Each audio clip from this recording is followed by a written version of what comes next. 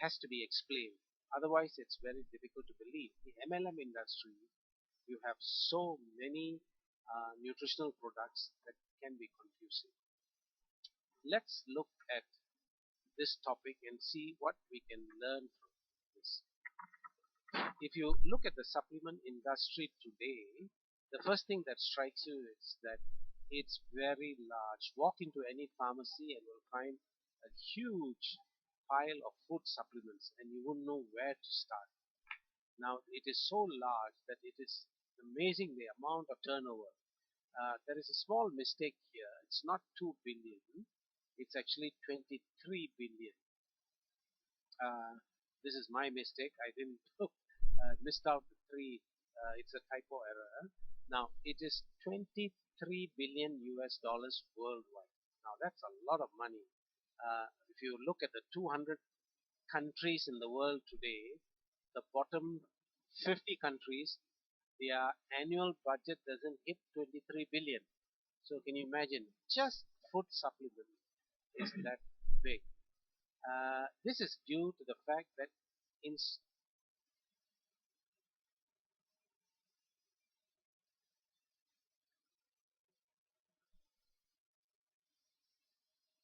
supplement industry, half the people don't even support it. And if you ask how many people are actually taking it, they will tell you, well, about 10% or so.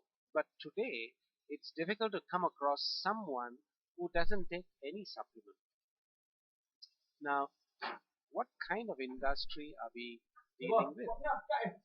With such a large turnover, we need to have some idea of what it's all about. Now, the FDA, Food and Drug Administration, is a big body organization in the US that approves all drugs. But when it comes to food supplements, they do not approve it. They step in when they find that some product is a bit funny, there is a complaint, and someone has analyzed it and found that it has got some toxic substances.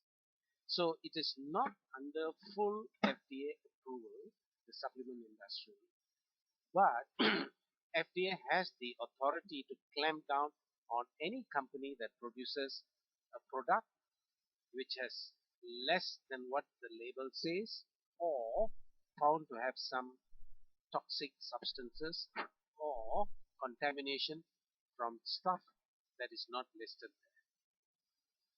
This way I can say that Europe is a little bit more advanced.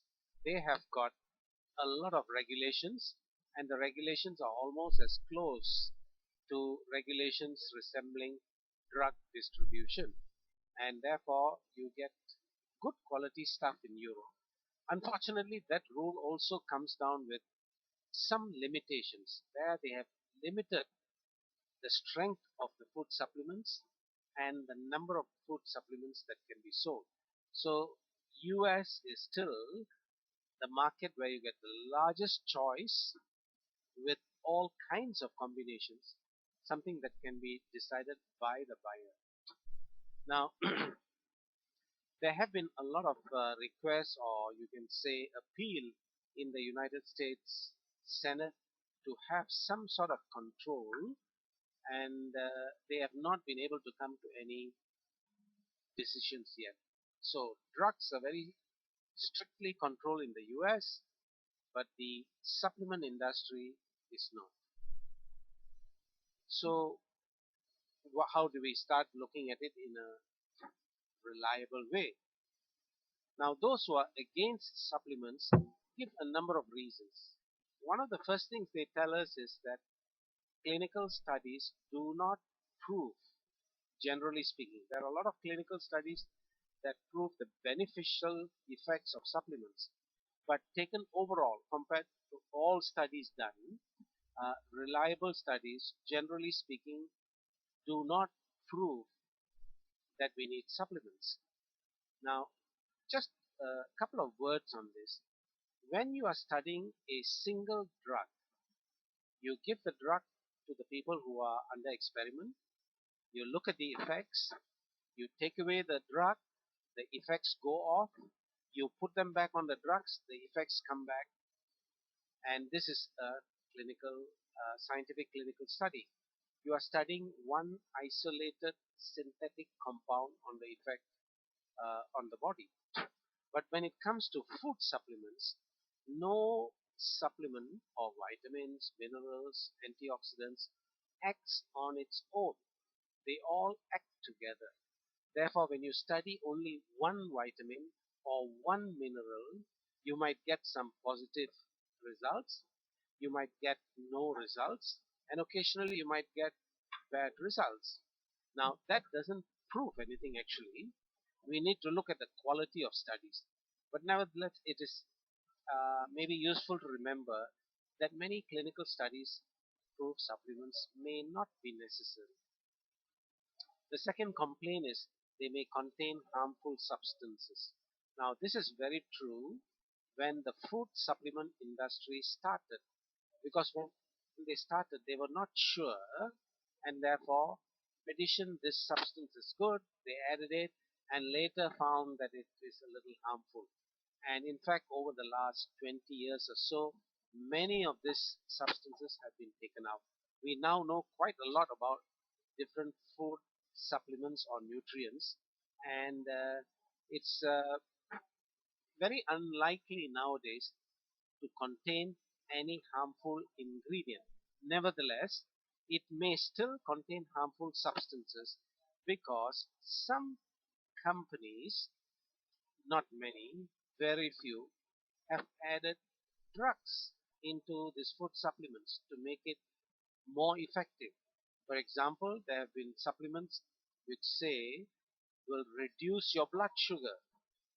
Now that is a fantastic thing, because if just a concentration of nutrients alone can reduce blood sugar, that's a great boon to modern mankind, because diabetes is almost epidemic all over the world.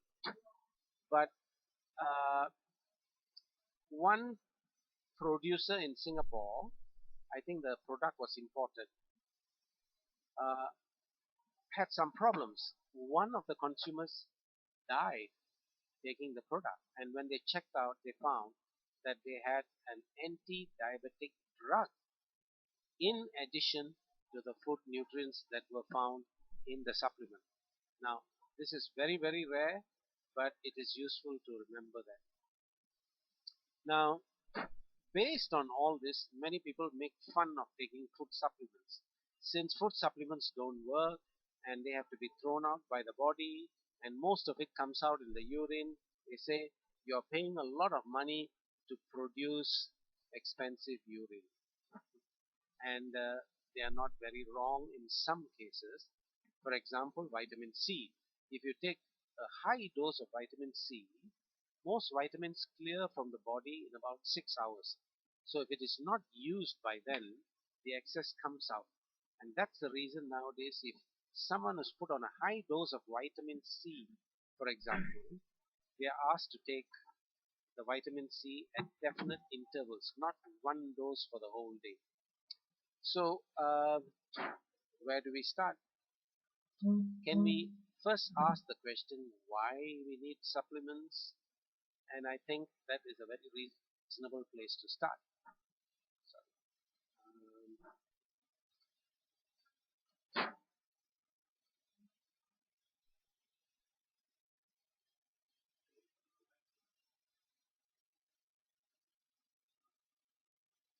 Now, the first question that is asked is, what are the reasons we need supplements? And of course, they immediately come out with examples saying the past generations did not take any supplements, and they were quite okay. They didn't quite fall sick like we do. They lived long lives and so on. Even now, for example, a lot of people do take supplements, but there is also a lot of people who do not take anything. Now, what do you say for that? They seem to be doing well. Um, and if you ask the doctors, and since I've been in the industry for a long time, say about 30 years ago, if you ask a doctor about vitamins, they will tell you there's no need to take to the last doctor. 100%. Today, the number is not 100%, but it is not the majority either. Um, a survey was done some time ago, about 10 years ago, in the US, and they found that 95% of the doctors do not recommend vitamins. This is 10 years ago. But when they asked the question, do they take any vitamin supplements, food supplements, two-thirds of them were taking supplements. That's amazing because if they are taking, they obviously have some reason which somehow they are not able to share with their patients. And I think this is partly because of the medical faculty being against food supplements. So, with all these reasons, why do we need supplements? Now, at this stage, we have to step back a little bit and look at the bigger picture. And that is,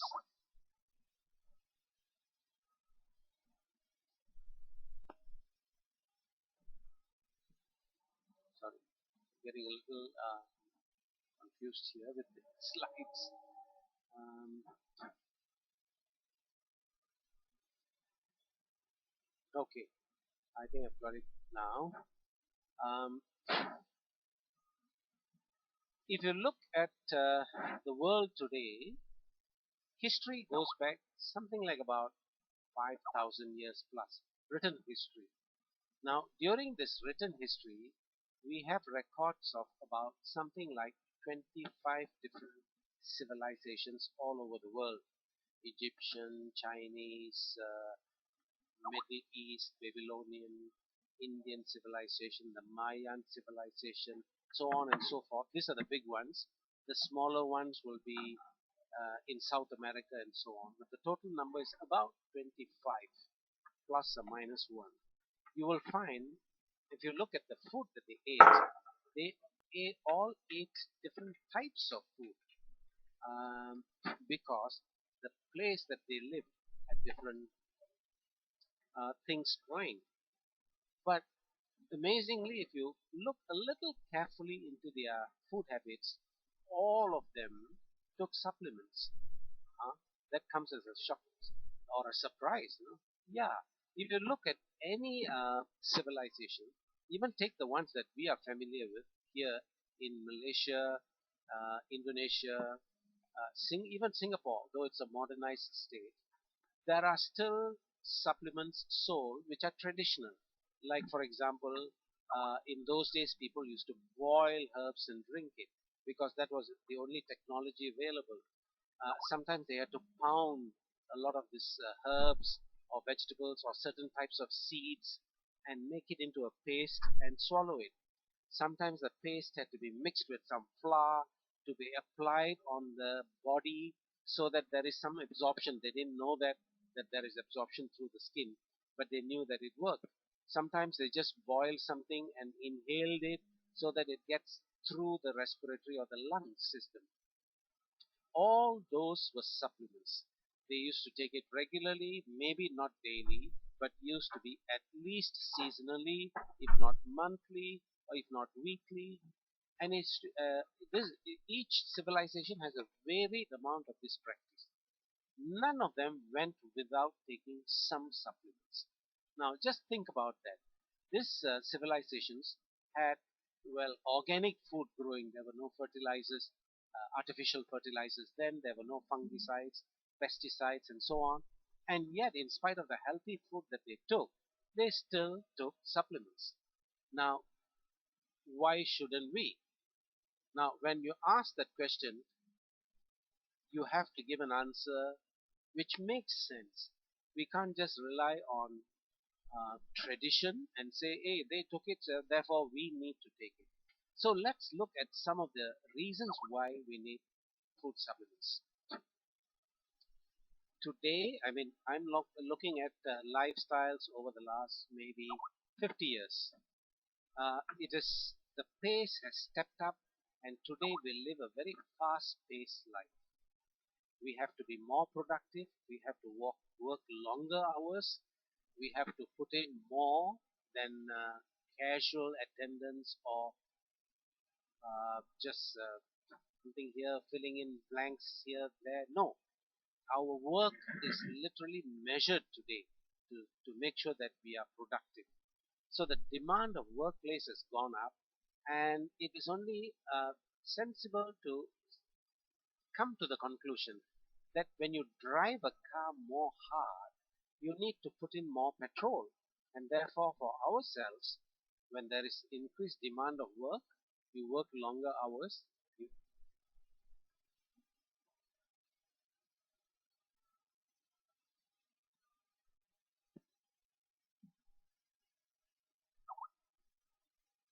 excess of stress, we lose nutrition from the body. A good example is, for example, the mineral selenium. The excretion of that mineral increases in the urine during times of stress, heavy stress. If you have heavy stress, the rate at which the body burns up, uses up vitamin B is much higher than when you're doing work at a slower pace. Now add to this the fact that our sleep pattern has decreased. Now if you live till the age of 75, we sleep about one third of our lives, which means we need to sleep 25 years. Today, the workload is so heavy, the demands are so high that the only way we can increase our working hours or productive hours is to decrease the restful hours. So many of us go on a decreased rest, incomplete sleep from which we do not get complete recuperation is pretty common nowadays. And I would specifically point out Singapore because they all live in high rise buildings. To have a good night restful sleep, you need to sleep in total darkness. But if you look at the high rise buildings, there's always some light on, and this does disturb your sleep pattern. When you're young, you may not notice it, but as you get older, you find that this becomes a problem.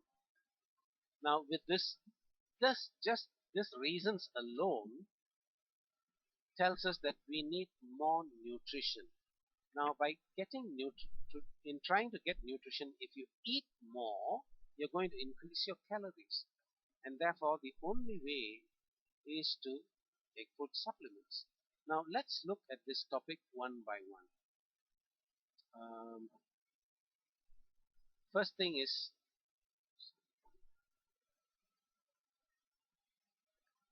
okay, now let's look at the second reason.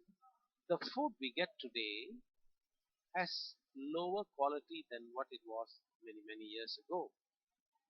Why? Because today food is grown commercially, it is grown in the same soil repeatedly, um, and what happens is the quality of the plant or the fruit that grows uh, has less nutrition. Now, but you see, when we look at the food, the fruits and the vegetables that are there, uh, they look better than before. Now, many of them have been actually sprayed with pesticides. So, without any disturbance from um, fungus or pests, the fruit looks better, the vegetable looks more fresh. But if you look at the quality of it, you will find that it is short in two specific areas. One is minerals. If you look at the mineral content of any food, you will realize that it can vary quite a bit. Why is that? Because plants and vegetables can synthesize or produce vitamins, enzymes, essential oils, phytochemicals which are needed by the body.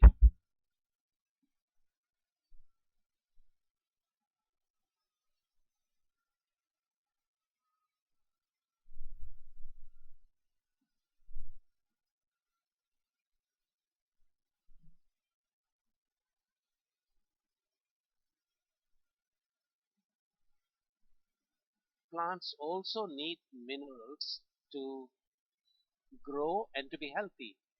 Therefore, they do not get enough minerals. They are more prone to be attacked by pests, and hence the reason to use pesticides. So you may have good looking vegetables and fruits, but the nutritional level with regards to minerals, enzymes is much less. Now, in addition to that, most of our food is actually harvested a couple of days before we get it.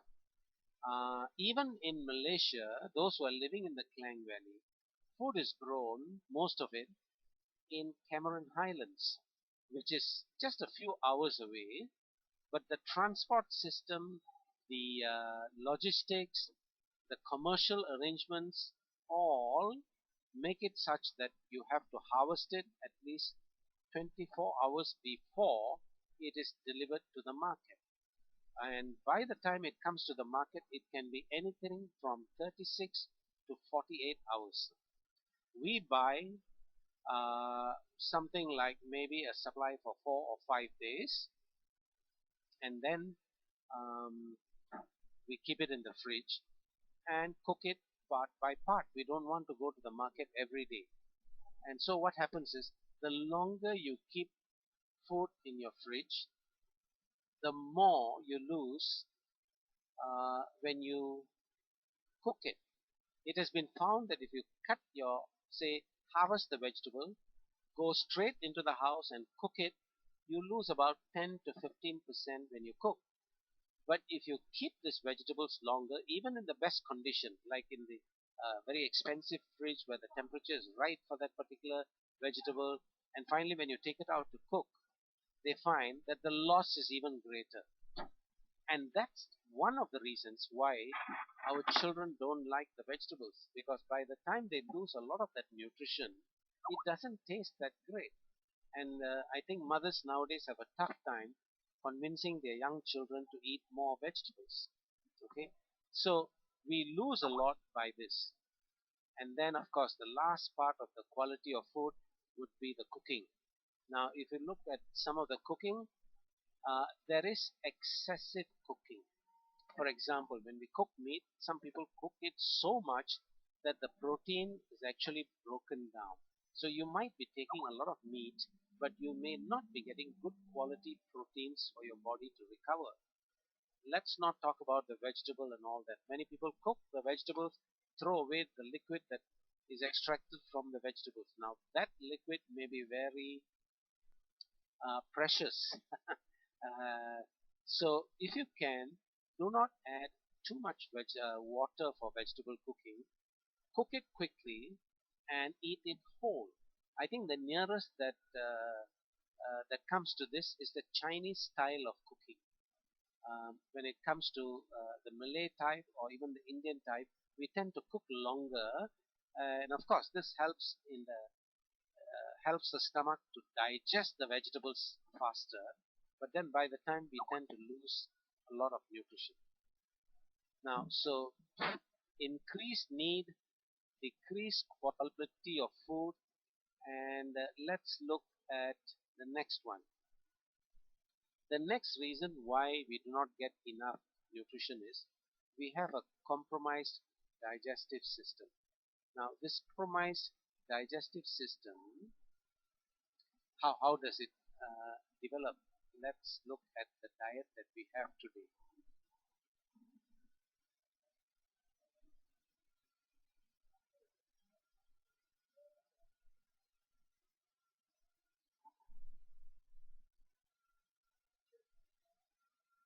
Is such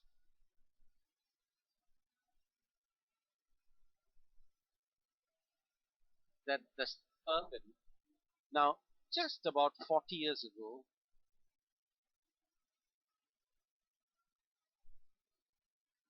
eat Malay food, and that was it. Once in a and ask the older folks, they'll tell you, "Oh, this food I have to digest so fast," or someone till today afternoon I'm still not feeling hungry. You see, Just like any other organ, our stomachs also get used to digesting certain types of food faster because we eat that consistently and constantly. So the stomach becomes quite efficient in handling the food if the food remains the same. And that's the reason all the animals eat the same type of food. But we are human beings, we'd like to enjoy. Today we eat Chinese food, Indian food, Malay food, Japanese food, Mongolian food, Vietnamese food, Western food, and we can go on and on. Now, actually, the stomach is unable to handle all this efficiently. It can handle it, but to handle it efficiently is another thing. So, when there is incomplete digestion, what happens? Absorption of nutrition is less. Now, all this brings about a certain exhaustion. The organs do get tired. So by the time we reach 60, we find we can't eat well. If you look at the older generation, even the elderly people eat a good volume of food because their food habits are very consistent. Okay. Now when we look at infection, what kind of infection? We eat outside most often. In Southeast Asia today, eating out has become a lifestyle. We may be having one meal at home, the rest of it we are working, there's a lot of food outside. Unfortunately, cleanliness is not the number one thing with our food preparations outside. So we pick up a lot of infections. In fact, the World Health Organization under the United Nations says the highest incidence of gastrointestinal infections occur in Southeast Asia. Okay, and in fact, they recommend, apart from treating the infection, also to treat the parasites that we have. In fact, it is so rampant, worms in our digestive system, that they recommend we take anti or deworm ourselves every 6 months. Amazing, isn't it? So when you have infection, when you have parasites, whatever you eat, you will have to share with the parasites. Now, that further decreases our capacity to get adequate nutrition. The last one is poor absorption. Now, if so many things are happening in the stomach, they find that the stomach wall gets inflamed. This is not bad enough to cause anything, though it can ultimately become a gastric problem or ulcer and so on. But in between normal and ulcer, a lot of people in Southeast Asia have slightly inflamed lining of the stomach and the intestine. So what happens? Digestive efficiency is down, absorption can be down. So when all this happens, you will need to take some kind of food supplement. Now, I hope that the reasons that I've given before earlier and the examples of past civilizations have convinced you that we need supplements. Studies also show that if you get below a certain level of nutrients, there are some diseases you will contract. We don't see them now because you need very little of this nutrition to avoid this diseases. The example I've given is very, which is a lack of certain vitamin B. Scurvy is lack of vitamin C, which you don't see nowadays. Night blindness could be due to a lack of vitamin A. Again, you don't see this thing. And then bleeding tendencies due to vitamin P or bioflavonoids. Now, you don't see this commonly because your level of nutrition has been very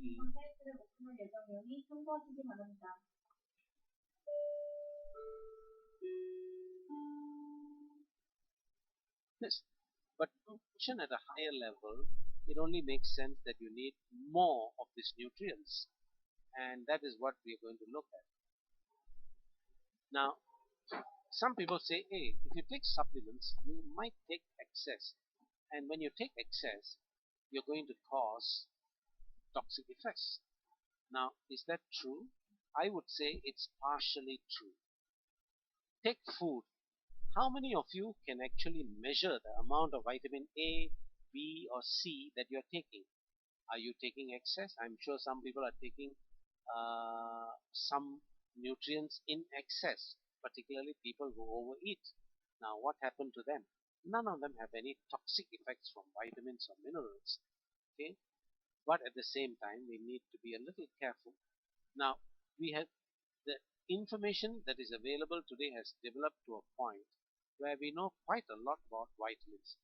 Um, Give an example of vitamin A, B, and E. At one time, everybody was sure that if you exceed 5,000 international units of vitamin A, it is going to be toxic. Today, we know that the requirement for each person is quite different. There are people who require much more than 5,000 simply because their body or their metabolism, the functioning of the body is a little different. They might need more of that.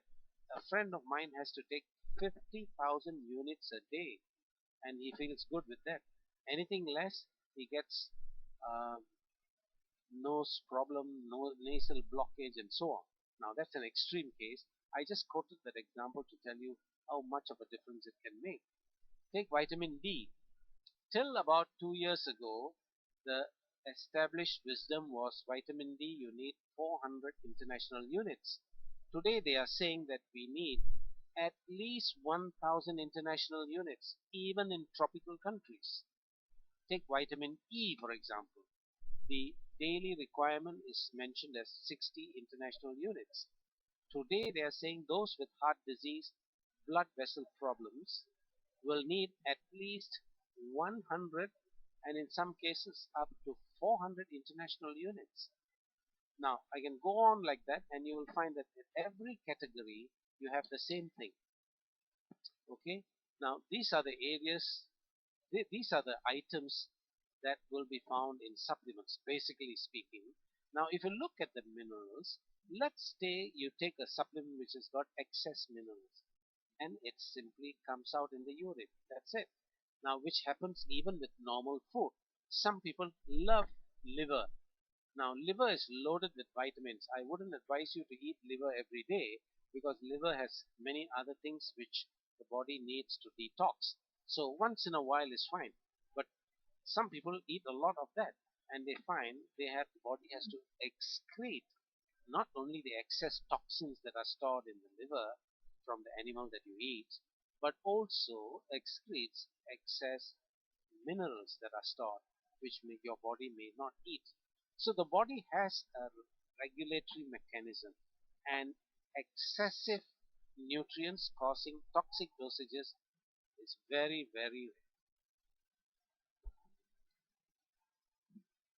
Okay, I think at this juncture, many of you might say, okay, it may not be 100% a thing, but the reasons given are good enough to say that we need supplements.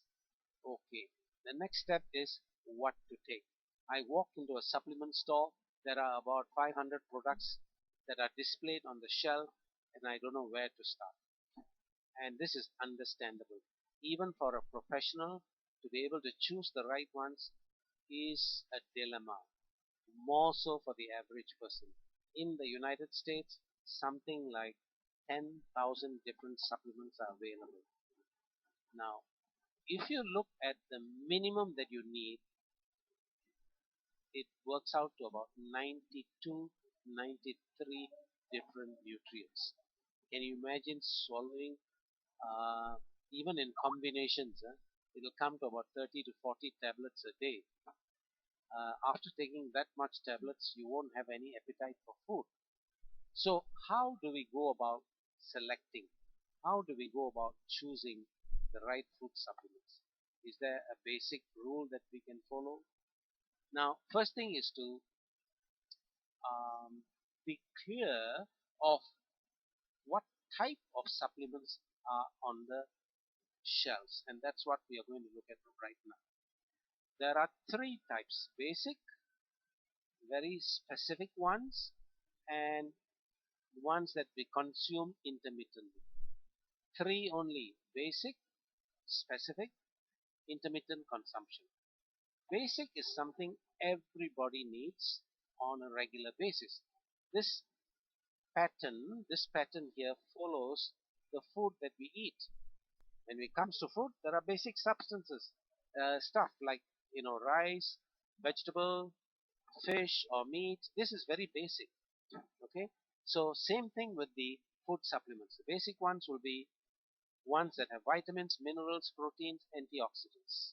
Okay, when we go for something specific, uh, someone has a knee problem. Okay, very specific. You take glucosamine. Somebody has high cholesterol. The current recommendation seems to be red yeast rice extract. Okay, you can also take milk thistle, which is a herb that helps support the body. Now, these are examples to tell you that when you have very specific problems, there are products out there that you can take to support the body. In fact, between these three groups, most of them belong to this specific area. Most of them, I would say something like 80% of all food supplements belong to this area. Then we come to some supplements that you need to take only on a intermittent basis, not every day, not regularly. A good example is ginseng. Ginseng is not to be consumed continuously. There may be other problems that come up, including blood pressure and so on. But it is an excellent herb to take if it is a genuine ginseng extract. To take, say, 1 month, lay off from it for about 2 to 3 months, then take it another month, and so on. Now, all this is based on food that we eat in nature. That's why I put an example like durian. Durian is not available throughout the year. It's only in season because durian has a lot of nutrition, but it also comes with a lot of sugar and fat. So if it is something that's available on a regular basis and we eat on a regular basis, we might get a higher incidence of diabetes or cholesterol. So types of supplements, very three. Okay, basic, everyone. Specific, when you have a problem or when you anticipate a problem. Intermittent is intermittent consumption to give a boost to the body. Now, due to modern day technology, we are now able to present these supplements not in ground up paste or a lot of herbs to boil and drink. We can reduce them to what you see on the list here. Which is the best way to take it? Obviously, injection. Injection gives 100% into the system immediately. But you can't be poking yourself every day and sometimes 2 or 3 times a day unless you have no choice. Like someone who's got diabetes, who's on insulin, that person has no choice. And even then, our technology has reduced the size of the needle, has made it so, not to say painless, but very little pain or discomfort. Okay? Now, uh, taking pills, powders, but they find that the absorption is not that great. You can make it up by taking a higher dose so that you get more absorbed. They also find that when you take something in liquid form, absorption goes up almost, well, it almost doubles. But then again, the liquids, a couple of years ago, nothing much could be put into a liquid which is stable, where you can have your vitamins and minerals. Today, that is possible, and therefore you find more and more liquid products in the market. Now, liquid product is very convenient because almost anybody can take it. Those who have difficulty swallowing tablets, old people who are sick and have difficulty swallowing, children who find it difficult in swallowing anything other than semi-liquid, can easily consume the liquid. Okay. Now there is a small number of products that are found to be absorbed by the skin very well, and therefore um, it's available in cream, but it is limited in number. It is limited to certain types of hormones and some drugs, not very much for food supplements. Okay. So what would I recommend? I would say all of us should be taking the basics, all of us. Okay. Now, these basics are available in liquid form, which is the best way to absorb by VeMMA. We have a basic product here which has vitamins, minerals, antioxidants in liquid form. Very pleasant tasting, easily consumed by anyone. Okay, the same product is put in smaller bottles so that if you are traveling, you can buy this, and each small bottle is one serving. So you drink the whole bottle and you can discard the bottle. So this is a very convenient preparation for those who need to move around a lot. Now the same thing is also put into another product here, and we have added protein. There are some people who need to lose weight, some need to put on some weight, they need protein, and this products will help. It contains all the vitamins and minerals and antioxidants of this plus protein. And then come the young people. These are the people who want something more exciting.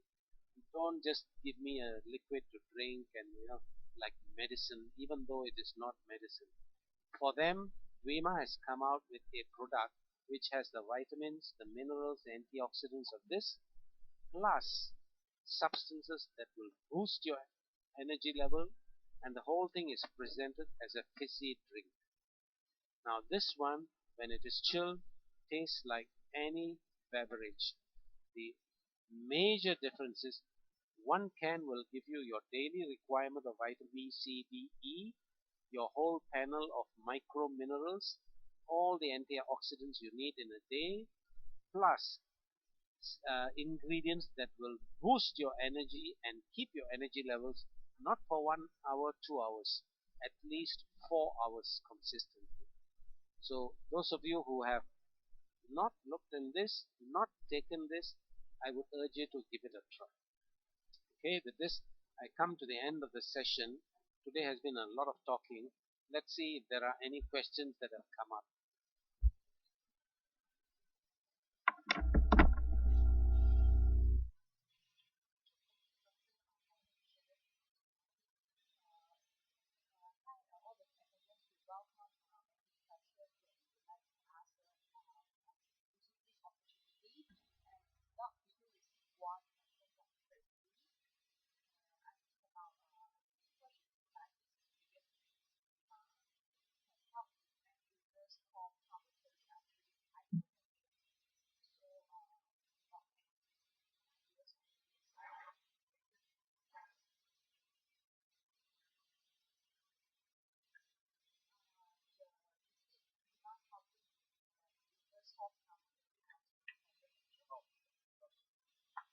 Now,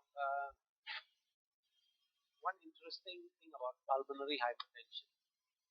This is the only, I think all of us have heard about Viagra, why we take Viagra. Now, when it comes to illness, this is probably the only illness where Viagra is prescribed. Okay, pulmonary hypertension is due to a number of reasons. One, it could be a heart problem, or it could be a narrowing of the pulmonary artery, and so on. Now, what happens is there is a structural problem here. There is a functional and a structural problem. If there is a structural problem, now nutrition alone won't help. You would need medication, and in some cases you will need surgery. Some cases. Okay. If there is a functional problem, again we need to see how far the organs that are involved have deteriorated. So if they have deteriorated to a point where you cannot reverse the damage, nutrition will not help. Then many people say, oh, then no need to take lah, no point lah. But please remember, all illnesses continue to become more and more severe as we get older. So if you take your nutrition or extra nutrients, you will slow down this process, and if you're lucky, you may even stop the process at the level where it is now. Okay?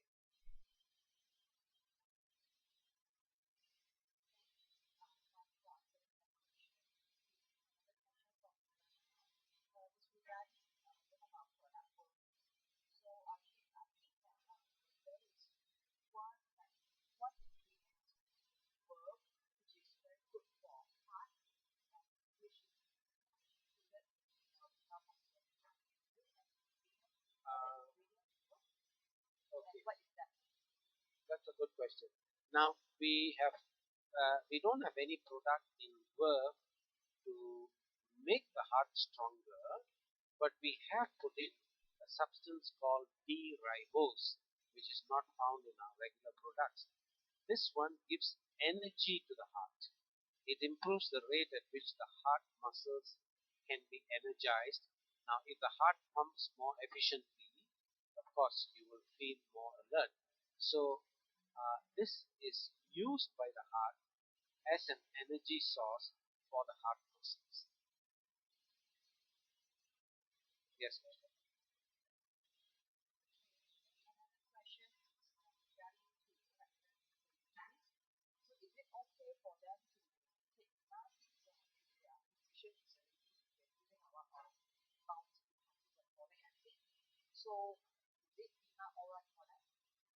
the answer to that is yes, but I would like to follow up with some explanation. Now, when you are expecting, your doctor, your gynecologist is very, very careful that you don't take any product that he doesn't know of. Because in pregnancy, so many changes are occurring. If there is any problem, it's very difficult to pinpoint which started it.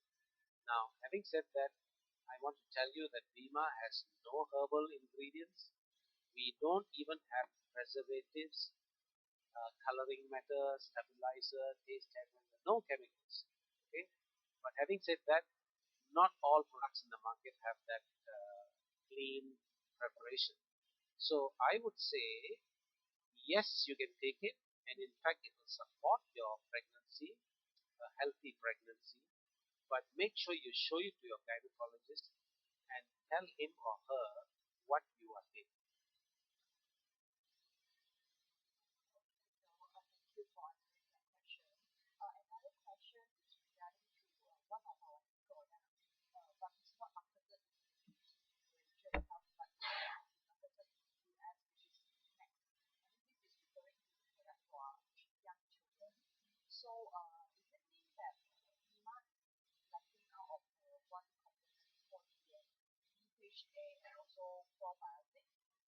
That's right. We have a product for children that's available in the US, which we do not have here.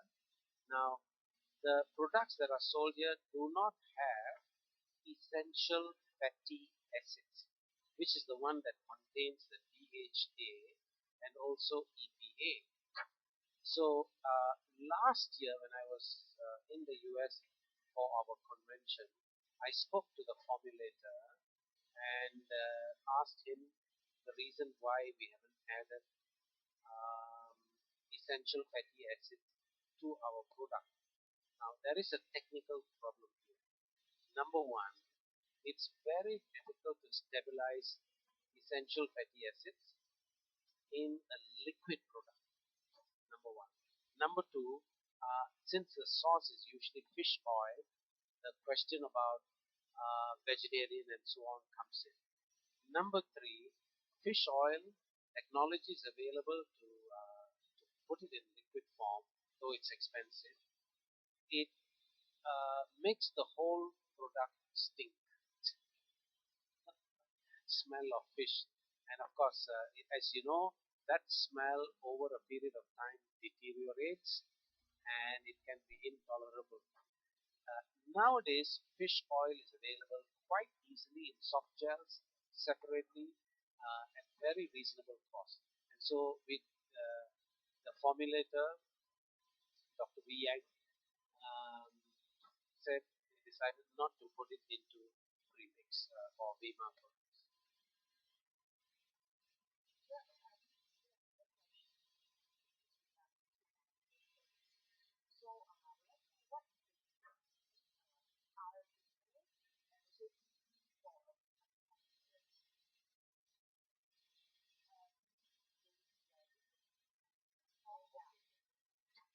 Now, labeling is a major problem because the requirement for each country is a little different from the next country. And we market our products in 52 countries at the moment. In some countries, the formula has to change simply because of the local requirement. So what we have tried to do as far as possible is to have a simple label that will satisfy the most markets. Okay. Now, as to your RDA and DV and so on, the um, the letters given vary quite a lot. Now, RDA is recommended daily allowance, DV is daily value, and there are other words that are used for what is presumed to be our daily need. Okay, now they are all the same. There will be some slight variation depending on which authority you are quoting, but they are pretty much close. Now, please remember the recommended daily allowance is the amount you need to prevent yourself from to prevent yourself from suffering any lack. We are looking at optimal function. We are living in very modern times. We have to function at a higher level. So you cannot be just satisfied with the amounts that you need just to stay away from things.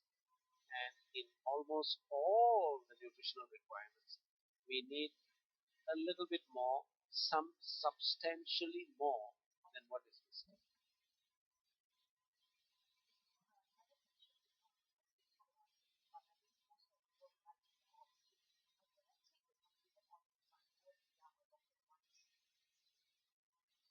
Uh, can I take supplements without a doctor's advice? Yes, if you can, if you don't have any medical problems. Uh, Not all medical problems. For example, if you have a kidney problem, you have to speak to your doctor. If you are expecting, like I said earlier, you need to speak to your gynecologist. If you're on some kind of expensive medical treatment, you better inform your doctor what supplements you're taking. That would be ideal. Now, the selection may be made by you because you read up, you look at Google, you look at the company's information and so on. But if you have any doubts, please double check with your doctor. Now, but my doctor says, it's all rubbish, don't take. Now, one way to get around that would be before you ask your question, ask your doctor, is he familiar with food, supplements, and nutrition? If he says yes, then you ask him the question. If he says no, I'm not familiar with that, then I think you should reserve it for another doctor.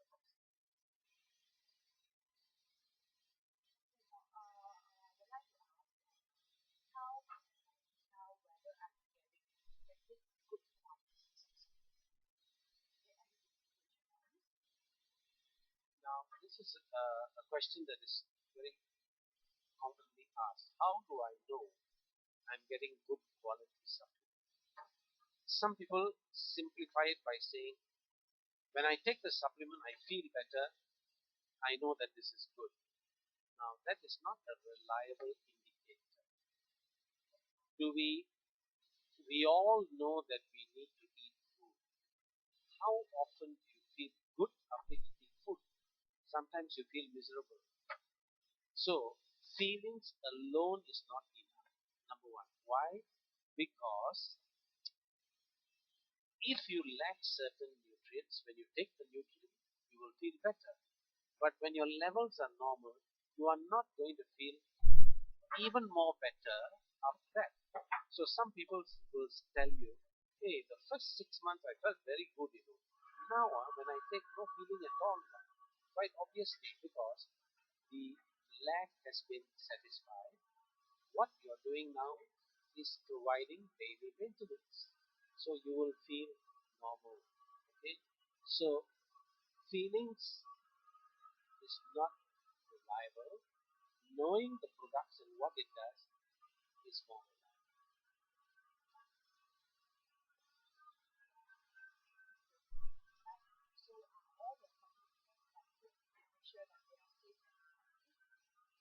I can say for VeMMA that what we are marketing, every ingredient is known to be completely safe.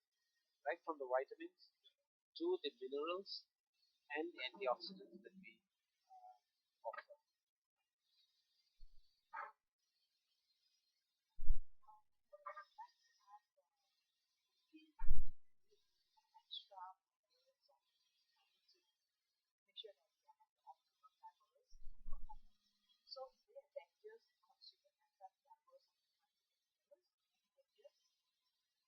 Um, I covered this a little bit in the talk.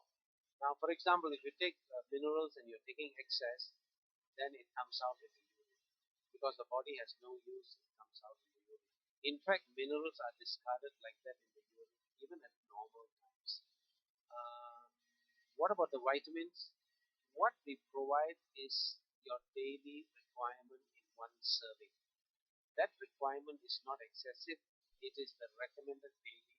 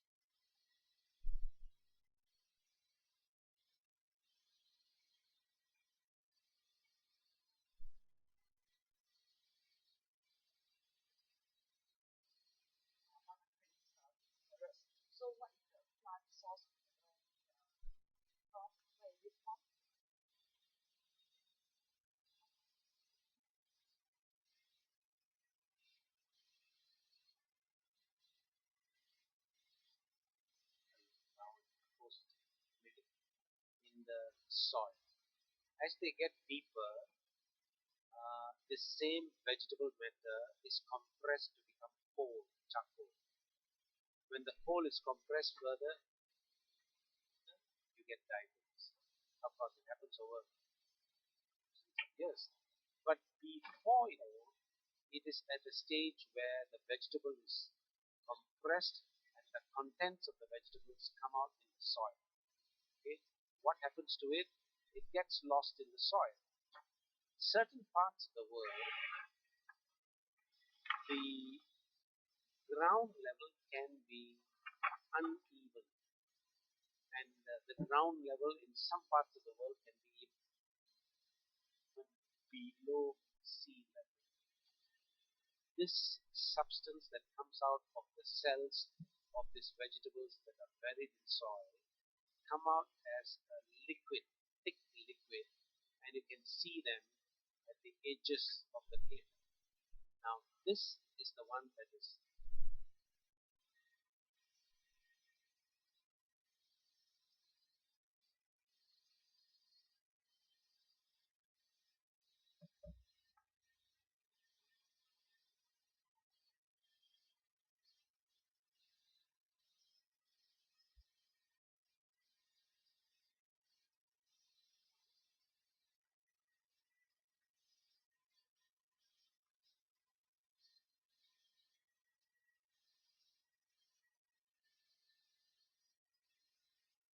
then why not ordinarily be huge like the dinosaurs? So their sauce is very concentrated and very rich and quite complete in all the minerals that we need. So that's the sauce of which